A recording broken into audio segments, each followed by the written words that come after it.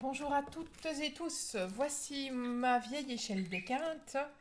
Hop là, j'ai le cadre et j'ai mon échelle des quintes que j'ai renforcée simplement moi avec du carton. Donc j'ai fa do sol ré la mi si bémol, fa do sol ré la mi si bécard et fa do sol ré la mi si dièse. À quoi ça sert cette petite chose? Ça sert, phase 1, à trouver les tons pour trouver mes accords quand je dois jouer une partition et que je n'ai par exemple pas de partition de piano. Si je suis guitariste, ça m'aide pas spécialement. Si je dois retranscrire ça pour un quatuor à cordes, ben ça m'aide pas non plus des masses. Et imaginons que j'ai inversement une partition de guitare, eh bien je ne saurais pas la lire si je suis pianiste avec la même aisance. Imaginons ici par exemple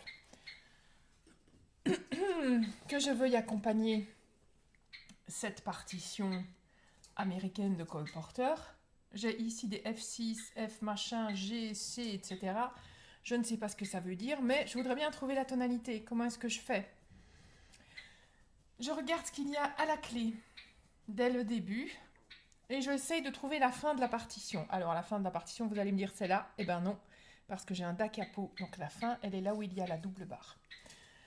À la fin, je regarde la dernière note à la basse, donc pas la dernière note vers ici, non, à la basse.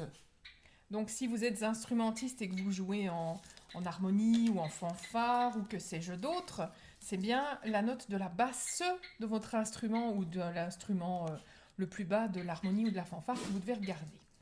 Bon, je prends mon échelle des quintes, je ne vais pas toute l'ouvrir parce qu'elle prend énormément de place, et j'ai le petit chien de la maison qui essaye de me distraire.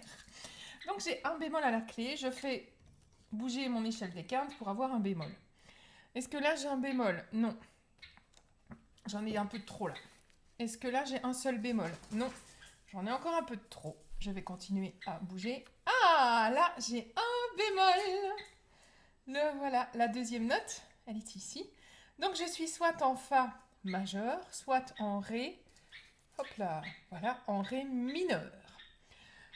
Donc, avec ce bémol à la clé, je suis soit en fa majeur, soit en ré mineur, et je vais voir à la fin de ma partition la dernière note à la basse en clé de fa, c'est un fa. Donc je suis en fa majeur. Ça, c'est une façon très basique de l'expliquer.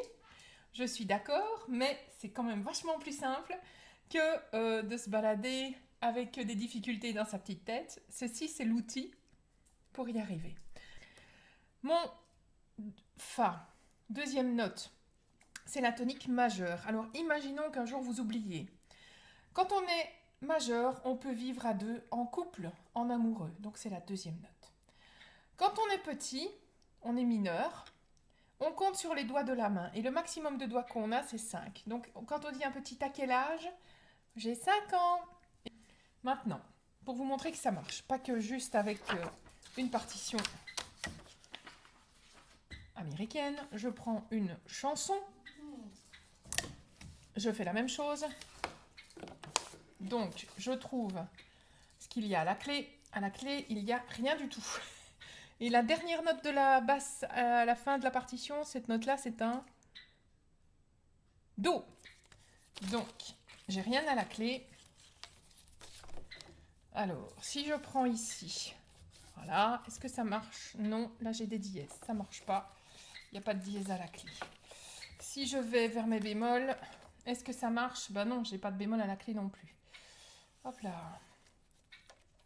Voilà. Je suis soit en Do majeur, soit en La mineur. Et la dernière note à la basse, c'est un Do. Donc je suis en Do majeur.